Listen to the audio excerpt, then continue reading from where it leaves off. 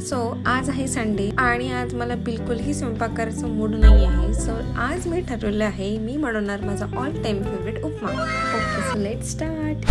So सर्वात आधी मी घेतला रवा, त्याला छान गाळून घेतला, त्याला छान भाजून घेतला लो टू मीडियम फ्लेमवर गोल्डन ब्राऊन होतपर्यंत. माझी मम्मी बोलते की उपमा बनवणं थोडं हार्ड आहे ॲज कम्पेअर टू बाकी ब्रेकफास्ट, कारण की त्याला like it's time taking also आणि थोडं पण भाजण्यामध्ये इकडे तिकडे झालं की झालं मग तुमची रेसिपीज गेलीच. बट माझ्यासाठी रवा बनवणं उपमा बनवणं इज लाईक की मी कधीही खाऊ शकते. लिटरली मी सकाळ संध्याकाळ दुपार खाते याला as a breakfast, as a lunch, as a dinner. So रवा भाजून झाल्यानंतर मी सर्वात आधी घेतली कढाई, त्यामध्ये टाकलं तेल, त्यानंतर मोहरी.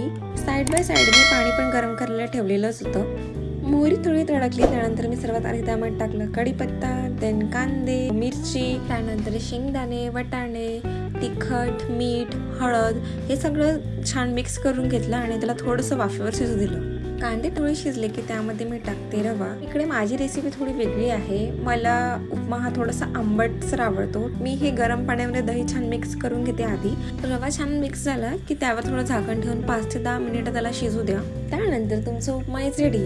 गार्निशिंगसाठी तुम्ही त्याच्यावर छान कोथिंबीर टाकून लेग सर्व करू शकता. माझ्याकडे होते नाही तर मी डायरेक्ट असं खात आहे. ऑनेस्टली खूप छान झालं होतं, टेस्टी. I love it.